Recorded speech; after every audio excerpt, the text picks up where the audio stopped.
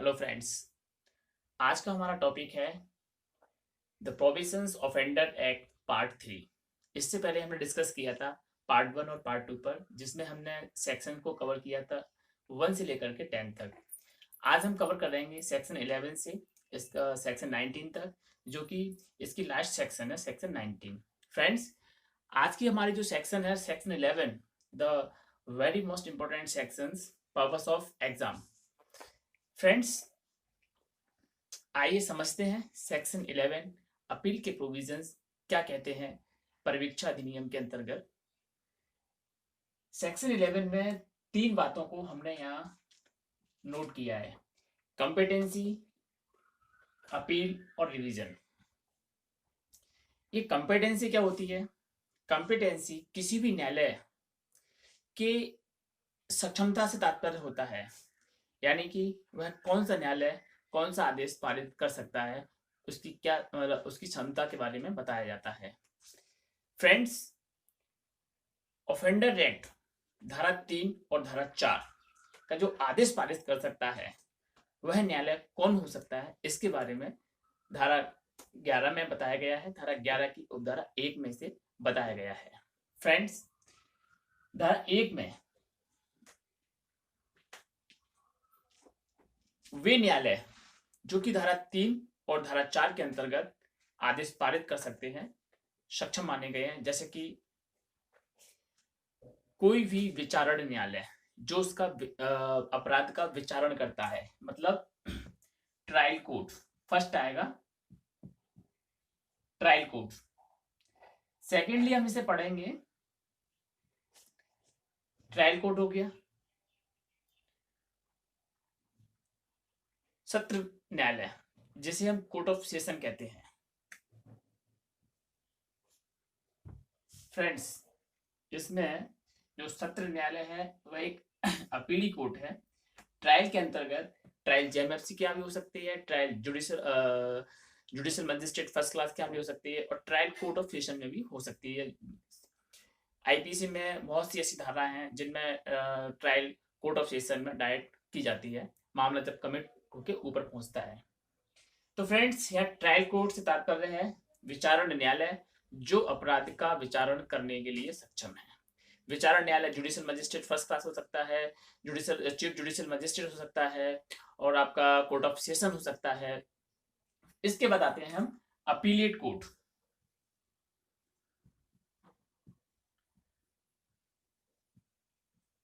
Appellate court, ठीक है, जहां पर विचारण न्यायालय के दंडादेशों से मामूली तौर पर अपील की जाती है, उसको हम बोलते हैं अपीलेट कोर्ट।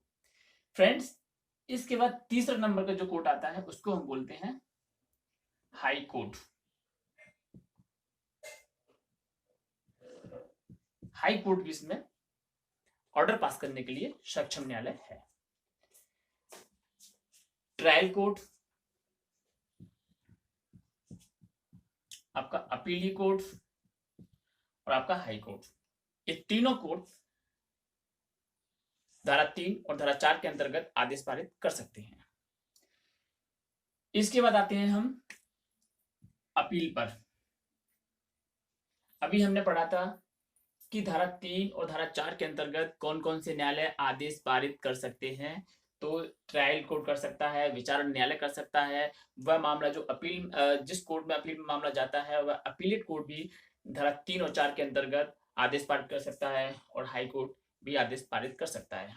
फ्रेंड्स, यह जानना ये आवश्यक है कि जो हाई कोर्ट होता है ये उस स्टेट का सबसे बड़ा कोर्ट होता है और उसकी पावर सबसे ऊपर होती है। इसके बाद आते हैं हम अपील के प्रोविजंस पर कि अपील कैसे की जाती है। मान लिया जाए विचारण न्यायालय के द्वारा धारा 3 और धारा 4 में कोई आदेश पारित किया जाता है। अब उस आदेश को कौन कौन चैलेंज कर सकता है और कहां चैलेंज कर सकता है। किसी भी अपराध में दो पार्टी होती हैं, एक तो अपराध करने वाला जिसे हम एक्यूज्ड बोलते हैं, और सेकंड जो अपराध से व्यथित व्यक्ति होता है जिसे हम विक्टिम बोलते हैं, यानी कि परिवादी। तो इसमें अपील वाले प्रोविजन में कौन कौन, इसकी सब सेक्शन 2 में बताया गया है अपील कहाँ होगी? अपील के प्रोविजन है फ्रेंड्स में, ठीक है। एक तो अपील किसके द्वारा हो सकती है? एक्यूज्ड अपील कर सकता है। सेकंड, विक्टिम अपील कर सकता है, ठीक है। इसमें मान लिया जाए कोर्ट ने धारा 3 और धारा 4 का लाभ देने से एक्यूज को मना कर दिया है। उस स्थिति में एक्यूज न्यायालय के आदेश से अपील अपीलेट कोर्ट में कर सकता है। इसलिए क्यों उसका एक ग्राउंड हो सकता है कि उसे धारा 3 और धारा 4 के लाभ से वंचित किया गया है, जो कि जिससे कि वो एग्रीव्ड है और इस कारण से वो अपील करता है। इसके बाद आते हैं हम विक्टिम। विक्टिम उस दशा में अपील कर सकता है, मान लिया जाए धारा 3 और धारा 4 के अंतर्गत कोर्ट ने एक्यूज्ड को प्रोविजंस पर या एडमोनिशंस पर छोड़ रखा है। उस दशा में विक्टिम एग्रीव्ड पर्सन हो जाता है और विक्टिम कोर्ट के उस आदेश के विरुद्ध, उस आदेश के अगेंस्ट में अपील फाइल कर सकता है अपीलेट कोर्ट में। तो फ्रेंड्स, एक्यूज्ड और विक्टिम दोनों ही अपील फाइल कर सकते हैं धारा 3 और धारा 4 के अंतर्गत। अब ये अपील कहाँ की जाएगी? अपील कहाँ की जाएगी? मान लिया जाए अगर आदेश judicial magistrate first class chief judicial magistrate के द्वारा पारित किया गया है, तो उस दशा में जनरली अपील क्रिमिनल सिस्टम के अकॉर्डिंग, जो हमारी सीआरपीसी है उसके अकॉर्डिंग अपील की जाती है कोर्ट ऑफ सेशन में। मजिस्ट्रेट के आदेश के विरुद्ध अपील, जुडिशियल मजिस्ट्रेट के आदेश के अगेंस्ट में अपील जो की जाती है वो कोर्ट ऑफ सेशन में की जाती है। सेकंड प्रोविजन, मान लिया जाए अब यदि कोर्ट ऑफ सेशन ने ही कोई आदेश पारित किया है धारा 3 और धारा 4 के अंतर्गत, उस दशा में अपील कहाँ की जाएगी? तो कोर्ट ऑफ सेशन के ऊपर जो कोर्ट अपीलेट कोर्ट होता है उसे हम जानते हैं हाई कोर्ट के नाम से। तो कोर्ट ऑफ सेशन के द्वारा जो धारा 3 और धारा 4 के अंतर्गत आदेश पारित किया जाता है उसमें अपील की जाएगी हाई कोर्ट के लिए। तो फ्रेंड्स, ये हमारा अपील का प्रोविजन हो गया, न्यायालय की कंपिटेंसी हो गई। अब आते हैं हम सेक्शन, अभी डिवीजन पर नहीं आएंगे, अभी हम आते हैं सेक्शन 3 जो कि एक्ट की सब सेक्शन 3 है और ये बताती है कि यदि मान लिया जाए सब सेक्शन 3 में क्या होता है, सब सेक्शन 3 में यदि न्यायालय ने 21, हमने इससे पहले सेक्शन 6 पढ़ी थी जिसमें ये बताया गया था कि यदि कोई ऑफेंडर जिस पे अपराध सिद्ध हुआ है उसकी आयु 21 वर्ष से कम है तो उसके कारावास पर निर्बंधन की बात करती है सेक्शन 6। अब सब सेक्शन 3 में हम यही पढ़ेंगे कि यदि मान लिया जाए ट्रायल कोर्ट ने ऑफेंडर को सेक्शन 3 और सेक्शन 4 का लाभ देने से इनकार कर दिया है, उस दशा में सेक्शन 6 में जो लाभ देना था वो लाभ कोर्ट के द्वारा ऑफेंडर को नहीं दिया गया है। अब ऑफेंडर के पास क्या रेमेडीज बचती है? तो फ्रेंड्स, एक बार सेक्शन 6 में ऑफेंडर को ये लाभ नहीं दिया गया, ऑफेंडर मान लिया जाए तो फिर क्या ऑफेंडर को आगे कोई ऐसी प्रोटेक्शन नहीं है कि जिसके कारण से इस धारा 3 और धारा 4 का लाभ मिल सके? उसी बात को यहाँ कवर किया गया है सेक्शन 11 की सब सेक्शन 3 में। सब सेक्शन 3 में ये बताया गया है कि ट्रायल कोर्ट ने धारा 3 और धारा 4 के अंतर्गत आदेश नहीं दिया, उस दशा में ऑफेंडर के लिए क्या राइट्स है? यहाँ 3 कंडीशन देखने को मिलती हैं, 3 कंडीशंस हैं जिसमें हम क्या करेंगे। फर्स्ट, कोर्ट जो है सू मोटो, कोर्ट को लगता है, मामला कोर्ट के पास आता है, कोर्ट को लगता है कि धारा 3 या धारा 4 का लाभ एक्यूज को दिया जाना चाहिए, ऑफेंडर को दिया जाना चाहिए, तो कोर्ट भी इसका स्वयं संज्ञान ले सकता है और आदेश पारित कर सकता है। ठीक है, सू मोटो हो गया। सेकंड, इस सेक्शंस की कार्रवाई के लिए 3 कंडीशंस हैं। सेकंड, जो ऑफेंडर है उस ऑफेंडर की एप्लीकेशंस पर, on applications friends, on applications offender, ठीक है। ऑफेंडर की एप्लीकेशंस पर हम ये कार्रवाई को अंजाम दिया जा सकता है। तीसरा आता है यहाँ पर ऑन रिपोर्ट, ऑन सॉरी, याद रखना है यहाँ रिपोर्ट नहीं लिखना है, यहाँ रिपोर्ट नहीं आएगी, एक एप्लीकेशन आएगी और वो प्रोबेशन ऑफिसर्स की एप्लीकेशन है। ऑन एप्लीकेशंस किस पर? प्रोविशंस ऑफिसर्स, ठीक है। ये प्रोविशंस ऑफिसर्स की एप्लीकेशन पर 3 कंडीशन में या तो न्यायालय स्वतः इस पर कार्रवाई कर सकता है, या फिर ऑफेंडर व्यक्ति के आवेदन पर कर सकता है, या फिर प्रोविशंस ऑफिसर्स के आवेदन पर इस कार्रवाई को कर सकता है।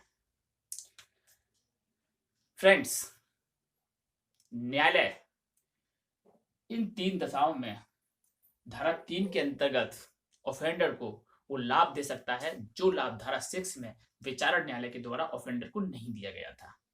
यानी कि मामले में क्या करेगा कोर्ट, क्या करेगा कि रिकॉर्ड को कॉल करेगा, रिकॉर्ड जो नीचे जो रिकॉर्ड होता है उसको कॉल करेगा, ठीक है। रिकॉर्ड कॉल किया, रिकॉर्ड कॉल करने के बाद में उसको एग्जाम करेगा, उस रिकॉर्ड को, उसको जो है एग्जाम करेगा, ठीक है। उस रिकॉर्ड को एग्जाम करने के बाद न्यायालय ऐसा आदेश पारित कर सकता है जैसा कि वह विधि के अनुसार अपेक्षित है, अकॉर्डिंग टू लॉ। तो फ्रेंड्स, इसमें इतना ही बताया गया है कि सुमोटो, याद रखना है ये सब क्वेश्चंस इस प्रकार के ओटी में पूछे जाते हैं कि किस प्रकार से इस सबसेक्शन 3 की कार्रवाई को किया जाएगा कोर्ट के द्वारा। तो सुमोटो किया जा सकता है, या एप्लीकेशन ऑन ऑफेंडर पर, या फिर application on provisions, on applications provisions officers पर, और रिकॉर्ड कॉल करेगा, और रिकॉर्ड कॉल करने के बाद में रिकॉर्ड को एग्जाम करेगा। एग्जाम करने के बाद में न्यायालय जो अपीलेट कोर्ट है, जो रिविजनल कोर्ट है, वो इस कार्रवाई को करेगा, ठीक है। ये कार्रवाई विचारण के अंतर्गत नहीं की जा रही है, ये कार्रवाई अपील के अंतर्गत की जा रही है और रिवीजन के अंतर्गत की जा रही है। इसमें एक कंडीशन और है, इस धारा को अप्लाई होने के लिए क्या होना जरूरी है? या तो इसकी अपील नहीं की गई है, अपील नहीं होती है, नॉट अपील, ठीक है, या फिर अपील की नहीं गई है, ठीक है। इसमें ये आपको याद रखना है, सब सेक्शन 3 को अप्लाई होने के लिए सबसे पहले जो कंडीशंस है, इसमें या तो अपील की नहीं गई है या अपील होती नहीं है। उस दशा में हम इस सेक्शन का सब सेक्शन का सहारा लेते हुए और इन कंडीशंस में कोर्ट जो है रिकॉर्ड कॉल करके रिकॉर्ड को एग्जाम करने के बाद में ऐसा आदेश पारित करेगा जैसा कि वह उचित समझे या अकॉर्डिंग टू लॉ आदेश पारित कर सकता है। अब आते हैं हम इसकी सेक्शन 4 पर, जो की बात करती है रिवीजन की। ये भी जो सेक्शन था, सेक्शन सब सेक्शन 3, ये भी रिवीजन की ही मुख्यतः बात करता है। इसमें जो रिवीजन है इसको हम पढ़ेंगे सब सेक्शन 4 में। जैसा कि आपने पढ़ा है कि रिवीजन सीआरपीसी में रिवीजन कब की जाती है? रिवीजन तब की जाती है जब या तो मामले में अपील अनुज्ञात नहीं की गई है या अपील नहीं की जाती है।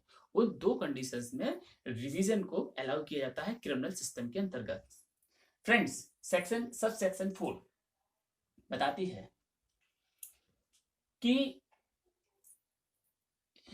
मान लिया जाए कोर्ट ने या क्या करेंगे, विचारण न्यायालय के द्वारा ऑफेंडर को धारा 3 या धारा 4 का लाभ दिया गया था, ठीक, लाभ यहां दिया गया था। अब न्यायालय क्या करता है, न्यायालय फिर से रिकॉर्ड कॉल करेगा इस बात पर कि क्या ऑफेंडर को धारा 3 या धारा 4 का लाभ दिया जाना उचित है। फिर से एक बार रिकॉर्ड कॉल किया जाएगा रिविजनल कोर्ट के द्वारा, और ये रिविजनल कोर्ट कौन सा हो सकता है? जैसा कि हम जानते हैं, मान लिया जाए यदि आदेश जुडिशियल मजिस्ट्रेट फर्स्ट क्लास या चीफ जुडिशियल मजिस्ट्रेट के द्वारा पास किया गया है तो revisional court court of session को माना जाएगा, और वहीं कोर्ट ऑफ सेशन के द्वारा कोई ऑर्डर अपने ट्रायल के दौरान पास किया गया है तो उस दशा में रिविजनल कोर्ट जो है माना जाएगा वो हाई कोर्ट को माना जाएगा। जैसे कि अपील में प्रोविजंस अप्लाई होते हैं, ऐसे ही रिवीजन में होते हैं। तो फ्रेंड्स, मजिस्ट्रेट के ऑर्डर के अगेंस्ट में हम कोर्ट ऑफ सेशन में जाते हैं और कोर्ट ऑफ सेशन के अगेंस्ट में हम हाई कोर्ट में जाते हैं। तो फ्रेंड्स, यहाँ appellate court, revisional court, sense तो वही निकल रहा है। अपीलेट कोर्ट या रिविजनल कोर्ट को यदि उचित लगता है कि ट्रायल कोर्ट के द्वारा जो ऑर्डर पास किया गया है वो ऑर्डर उचित नहीं है, तो उस ऑर्डर को सेट असाइड कर सकता है। ट्रायल कोर्ट के द्वारा यहाँ पर कोई ऑर्डर पास किया गया है, ठीक है। अब उस ऑर्डर को सेट असाइड करने के लिए, ठीक है, सेट असाइड करने के लिए ये कार्रवाई करता है। रिकॉर्ड कॉल करेगा, रिकॉर्ड को कॉल करने के बाद रिकॉर्ड को एग्जाम करेगा, एग्जाम करने के बाद न्यायालय इसको जो है सेट असाइड कर देगा और ये कहेगा कि नहीं, ऑफेंडर को सेक्शन 3 व 4 का लाभ नहीं दिया जाना चाहिए और उसे दंडादेश दे सकता है। जिस दंड को ट्रायल कोर्ट ने रोक दिया था, उसे प्रोविजंस पर, एडमोनिशंस पर छोड़ दिया था, अब यहाँ पर ट्रायल कोर्ट को, अब रिविजनल कोर्ट क्या करेगा, उस जो रोके गए सेंटेंस को फिर से चालू कर देगा, ठीक है। लेकिन इसका एक जो प्रोवाइडेड है, प्रोवाइडेड बताता है फ्रेंड्स, प्रोवाइडेड में बताया गया है कि जो अपर कोर्ट है, रिविजनल कोर्ट है, वह कोर्ट उस दंडादेश से अधिक दंडादेश पारित नहीं कर सकता जो कि ट्रायल कोर्ट के द्वारा दिया जा सकता था। मान लिया जाए किसी ऑफेंस में सजा 3 साल की है तो 3 साल से ऊपर के लिए इसको दंडादेश नहीं किया जाएगा। किसके द्वारा? डिविजनल कोर्ट के द्वारा, इससे अधिक नहीं। हालांकि डिविजनल कोर्ट की पावर असीमित होती है और वह विधि द्वारा प्राधिकृत कोई भी दंडादेश देने के लिए अधिकृत होती है, लेकिन इस कंडीशन में रिविजनल कोर्ट इस प्रोवाइडेड के अधीन रहते हुए उतना ही दंड पारित कर सकते हैं जितना कि ट्रायल कोर्ट के द्वारा दिया जा सकता था, मैक्सिमम पनिशमेंट, ठीक है। तो फ्रेंड्स, ये मैक्सिमम पनिशमेंट क्या होती है? जैसे कि आपने पढ़ा होगा कि सेक्शन 379 ऑफ आईपीसी, इसमें चोरी के लिए जो मैक्सिमम पनिशमेंट है वो 3 साल तक है। 3 साल तक का मतलब होता है कि इससे ऊपर नहीं जाएगा, इससे नीचे पनिश कर सकता है कोर्ट, ठीक है। मान लिया जाए जुडिशियल मजिस्ट्रेट फर्स्ट क्लास की इसकी ट्रायल चली और उस मजिस्ट्रेट कोर्ट ने इसको जो है 2 साल के लिए पनिश किया। एग्जाम्पल, 3 साल तक कर सकता है लेकिन उसने 2 साल के लिए किया, ठीक है। अब वो उसे एडमोनिशंस पर, प्रोविजंस पर छोड़ दिया, या प्रोवाइडेड इस पर ये निर्बंधन लगाता है कि यह जो रिविजनल कोर्ट है वो 3 साल तक, 2 साल से ऊपर जा सकता है, 3 तक जा सकता है, लेकिन 3 से ऊपर नहीं जाएगा, ठीक है। इसके बाद हम आते हैं फ्रेंड्स, इंपॉर्टेंट, इसके बाद सेक्शन है सेक्शन 12। इसमें कॉम्पिटेंसी में आपने पढ़ा था कि कौन कौन न्यायालय ऑर्डर पास कर सकते हैं। ट्रायल कोर्ट कर सकता है और वह न्यायालय भी कर सकता है जो दंडादेश देने के लिए सशक्त किया गया है, एम्पावर्ड किया गया है, उस कोर्ट के द्वारा भी इस सेक्शंस में ऑर्डर पास किया जा सकता है। और हाई कोर्ट तो कर ही सकता है, ठीक है। हाई कोर्ट तो बॉस, स्टेट का बॉस है, क्रिमिनल सिस्टम में सबसे ऊपर है हाई कोर्ट। अपील बताया था, सब सेक्शन 2 में अपील बताया, रिवीजन बताया, इस तरीके से हमने इस सेक्शन 11 को कवर किया। इसके बाद आते हैं सेक्शन 12 पर, जो भी रिमूवल ऑफ डिस्क्वालिफिकेशन की बात करती है। फ्रेंड्स, आपने देखा होगा, एक जनरल सी बात है कि जब किसी व्यक्ति को कोई कारावास हो जाता है, उसे जेल की सजा हो जाती है, उस पर कोई दंड अधिरोपित कर दिया जाता है, तो कानून में वह सरकारी जो नौकरियां हैं, उसके जो सरकारी पॉलिसी हैं, उनके लिए अयोग्य हो जाता है। आपने देखा होगा फॉर्म भरते वक्त एक कॉलम आता है, इसमें आप अपने अपराध की डिटेल दीजिए। ये क्यों मांगी जाती है? इसीलिए मांगी जाती है कि कहीं आप किसी ऑफेंस पे कन्विक्ट तो नहीं हुए हैं, वो एक निर्भरता उसके साथ में जुड़ जाती है कन्विक्ट होने पर। तो यहाँ सेक्शंस जो 12 है रिमूवल ऑफ डिस्क्वालिफिकेशन की बात करता है। कहता है कि यदि किसी व्यक्ति को धारा 3 और धारा 4 के अंतर्गत कोई लाभ दिया गया है तो उस व्यक्ति को किसी भी निर्योग्यता से ग्रस्त नहीं माना जाएगा, उसे डिस्क्वालीफाई नहीं माना जाएगा। हालांकि उसे कन्विक्ट किया गया है, लेकिन ये जो हमारा एक्ट है प्रोविजंस ऑफ ऑफेंडर एक्ट 1958, ये एक रिफॉर्मेटिव थ्योरी पर काम करता है। जैसा कि आपने पढ़ा होगा, क्रिमिनोलॉजी में पढ़ा था कि जो पनिशमेंट की थ्योरी है, इसमें आपने पढ़ा था कि रिफॉर्मेटिव थ्योरी एक आती है, उस रिफॉर्मेटिव थ्योरी पर हमारा ये काम करता है। तो फ्रेंड्स, किसी भी निर्योग्यता से ग्रस्त नहीं माना जाएगा, उसको कोई डिस्क्वालिफिकेशन नहीं होगी। लेकिन इसका एक प्रोवाइडेड है, उसमें ये बताया गया है कि यदि जिस व्यक्ति को धारा 3 या धारा 4 का लाभ दिया गया था, वह व्यक्ति यदि अपने बेल बॉन्ड को जंप करता है, सॉरी, उसको बॉन्ड को जंप करता है, जो प्रोविजंस उसमें धारा 4 में बॉन्ड दिया गया था, उस बॉन्ड को जंप करता है, तो उस दशा में उसे मूल अपराध के लिए दंडाधिष्ट किया जाता है। तो फ्रेंड्स, उसने बॉन्ड, उसको मूल अपराध के लिए इस ऑफेंडर एक्ट में कहां से फिर से दोबारा से दंडाधिष्ट किया जाता है। तो देखो, पहली तो है हमारी सेक्शन 8 में सबसेक्शन 2। यहाँ पर वो यहाँ पर क्या होता है, जब कोर्ट जो क्या करता है, वेरिएशंस ऑफ कंडीशंस, ठीक है, शर्तों में फेरफार करता है। शर्तों में जब फेरफार करता है न्यायालय, तब है प्रतिभू भी आता है और ऑफेंडर भी आता है कोर्ट में। प्रतिभू आके ये कहता है कि आपने जो प्रारंभ में जो शर्तें लगाई थी, तब मैंने इसके लिए अपने आप को आबद्ध किया था, लेकिन आज जो नई शर्तें हैं, प्रतिभू उनसे सहमत नहीं होता है और अपने आप को उन कार्रवाइयों से अलग करता है। तो उस दशा में सेक्शन 8 की सबसेक्शन 2 में क्या करता है, ऑफेंडर से न्यू बॉन्ड की मांग करता है। कौन? Trial court. भाई न्यू बॉन्ड दीजिए, आप न्यू बॉन्ड दीजिए।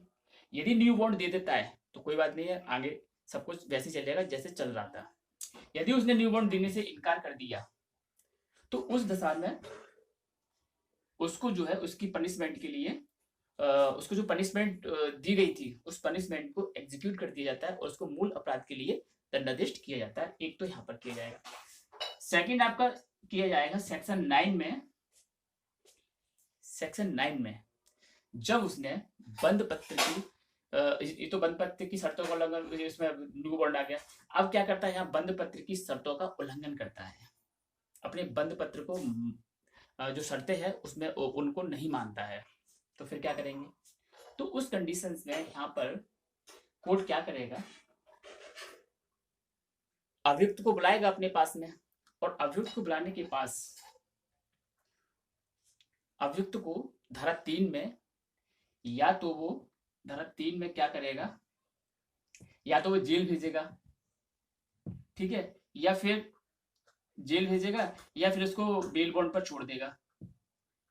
बेल बॉन्ड लेगा और छोड़ देगा विदाउट श्योरिटीज, ठीक है। ये बॉन्ड किस लिए लिया था, जैसा कि आप पहले इस वीडियो में डिस्कस कर चुके हैं कि बेल बॉन्ड और जेल में इसलिए डाला जाता है क्योंकि जो इसको जो जंप किया, इसको जो बंद पत्रों को जो शर्तों का उल्लंघन किया गया था, उन शर्तों के उसको सुनवाई करने के लिए, कि बंद पत्र की शर्तों पर उल्लंघन की सुनवाई करने के लिए या तो उसको जेल भेज देगा कि भाई जब तक आप जो है इसकी सुनवाई होती है आप जेल में रहिए, या फिर उसे बेल बॉन्ड लेकर के रिलीज कर देगा कि नेक्स्ट डेट पर आप कोर्ट के समक्ष आइएगा और जो है कार्रवाइयों में भाग लीजिएगा, ठीक है।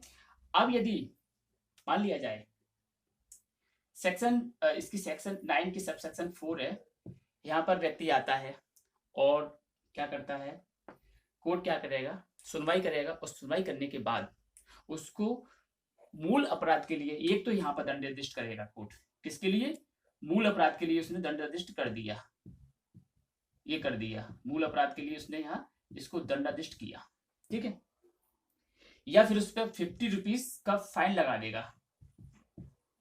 सबसेक्शन बी में या इसमें ये किया था, अपराध के लिए दंडाधिष्ट कर दिया, अब जाइए, और सेक्शन बी क्लॉज में 50 रुपए का दंडाधिष्ट अधिरूपित कर दिया, वो तो पेनल्टी लगा दी।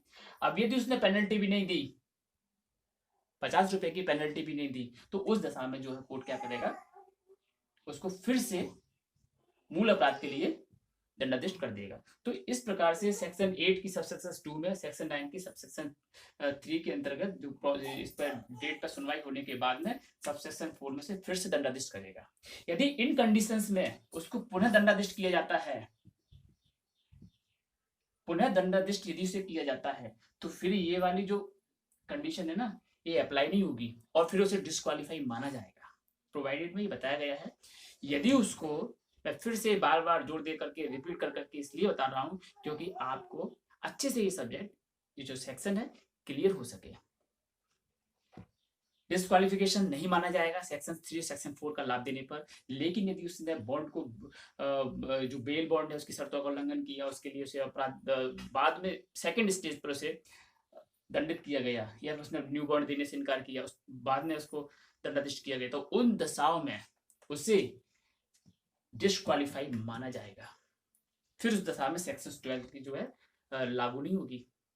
तो हमने इसमें पढ़ा सेक्शन 12 में कि डिस्क्वालिफिकेशन नहीं होगी अपराधियों के लिए सेक्शन 3 और सेक्शन 4 के अंतर्गत, लेकिन जब वो उल्लंघन करते हैं तो फिर डिस्क्वालीफाई माना जाएगा। इसी प्रकार अब हम आते हैं इसकी सेक्शन 13 पर, जो कि प्रोविंस ऑफिसर्स के अपॉइंटमेंट की बात करती है। सेक्शन 13 बताती है कि प्रोविंस ऑफिसर्स, जो प्रोविंस ऑफिसर्स होंगे वो किस प्रकार से अपॉइंट किए जा सकते हैं। तो ये राज्य सरकार के द्वारा अपॉइंट किए जा सकते हैं। प्रथमतः राज्य सरकार के द्वारा किसी भी व्यक्ति को ये राज्य सरकार इसको अपॉइंट कर सकती है प्रोविंस ऑफिसर्स के तौर पर, ठीक है। सेकंड, किसी मान्यता प्राप्त सोसाइटी के द्वारा इसे अपॉइंट किया जा सकता है। 3 क्लॉज है, पहला राज्य सरकार के द्वारा, तीसरा मान्यता प्राप्त सोसाइटी के द्वारा, तीसरा किसी असाधारण से मामले में कोर्ट के द्वारा, जो ट्रायल कोर्ट है उस कोर्ट के द्वारा, ठीक है। तो इसको अपॉइंट किया जाएगा। अब एक प्रश्न आता है, ये जो प्रोविंस ऑफिसर होता है ये किसके अधीनस्थ रहेगा। तो फ्रेंड्स, प्रोविंस ऑफिसर्स जिस जिले में नियुक्त किया जाता है उस जिले के डीएम, डिस्ट्रिक्ट मजिस्ट्रेट के अधीनस्थ रहेगा। डिस्ट्रिक्ट मजिस्ट्रेट यानी कि कलेक्टर साहब जब है क्रिमिनल कार्रवाइयों को अंजाम देते हैं, क्रिमिनल कार्रवाइयों को देखते हैं, तब कलेक्टर को ही हम डिस्ट्रिक्ट मजिस्ट्रेट बोलते हैं, ठीक है। तो ये डिस्ट्रिक्ट मजिस्ट्रेट के अधीनस्थ रहेगा। इसमें एक प्रश्न और आता है कि जहां कहीं पर भी प्रेसिडेंशियल एरिया है तो उस प्रेसिडेंशियल एरिया को डिस्ट्रिक्ट माना जाएगा, और जो आके प्रेसिडेंशियल मजिस्ट्रेट है उन प्रेसिडेंशियल मजिस्ट्रेट को लाइक ए डिस्ट्रिक्ट मजिस्ट्रेट या समझा जाएगा। इसके बाद हम आते हैं सेक्शन 14 पर, जो कि ड्यूटीज ऑफ प्रोविंस ऑफिसर्स की बात करती है कि प्रोविंस ऑफिसर्स के कर्तव्य क्या होंगे। तो धारा 14 में ये बताया गया है कि प्रोविंस ऑफिसर्स क्या क्या कार्य करेंगे। मुख्यतः उन पर 5 कार्यों को अधिरोपित किया गया है अधिनियम के अंतर्गत। पहला, धारा 3 और धारा 4 के अंतर्गत जिस व्यक्ति को छोड़ा जाता है उस व्यक्ति की सोसाइटी में जाकर के वहां के उसके घर पड़ोस का वातावरण देखना कि क्या ये ऑफेंडर को इस वातावरण में लाना ठीक है कि नहीं, इसका जो वातावरण है सोसाइटी का ऑफेंडर के लिए सही है कि नहीं है, ठीक है। पहली बात, उसकी माहौल की जांच करना। सेकंड, ऑफेंडर व्यक्ति के लिए, यदि कोई ऑफेंडर व्यक्ति है उसके लिए नियोजन को ढूंढना। भाई अब कोई व्यक्ति जेल से अब कोई व्यक्ति आया है तो वो उसके लिए कोई रोजगार तो होना चाहिए, तो रोजगार ढूंढने का काम भी जो है ऑफेंडर उसका प्रोविंस ऑफिसर्स का रहेगा। तीसरा, न्यायालय के द्वारा उसे जो वो दिया गया है ना ऑर्डर, धारा 3 और 4 के अंतर्गत कंपनसेशन और खर्चे का जो ऑर्डर दिया गया है, उस ऑर्डर कंपनसेशन और खर्चे के लिए उसको सहायता और सलाह देना कि किस प्रकार से वो उनको दे सकता है, उसको देना चाहिए। कोर्ट ने ऑर्डर किया है तो उसे विक्टिम को उसे देना चाहिए, और किस प्रकार से किस चीज से वो दे सकता है उस पर उसको असिस्ट करना, ठीक है। इसी प्रकार से धारा 3 और 4 में उसको असिस्ट करना। कुल मिलाकर के यह कह सकते हैं कि प्रोविंस ऑफिसर्स ऑफेंडर को असिस्ट करेगा। इसके बाद 5वां जो इंपॉर्टेंट कर्तव्य है उसमें बताया गया है, ऐसा सभी कर्तव्यों को प्रोविंस ऑफिसर्स करेगा जो कि अधिनियम के अंतर्गत विहित किए गए। अब ये फ्रेंड जो पांचवा वाला कर्तव्य है ना, ये बड़ा विस्तृत है। इसमें बता दिया कि वो सारे कर्तव्य जो कि अधिनियम के द्वारा प्रिस्क्राइब्ड है, वो सारे कर्तव्य जो है ऑफिसर प्रोबेशन ऑफिसर के द्वारा किए जाएंगे। तो फ्रेंड्स, इस प्रकार से हमने देखा कि सेक्शन 11, सेक्शन 12, सेक्शन 13 और सेक्शन 14 हमारे कवर हो चुके हैं। इसके बाद आते हैं हम सेक्शन 15 पर। सेक्शन 15 ये बात करता है कि जो प्रोबेशन ऑफिसर्स हैं वो पब्लिक सर्वेंट होंगे।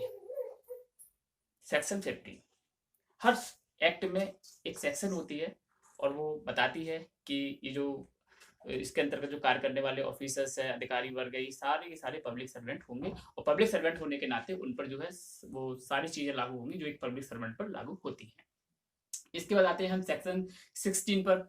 सेक्शन 16 ये बात करती है कि सद्भाव पूर्वक कार्रवाइयों के लिए संरक्षण की बात करती है। किस किस को प्राप्त है?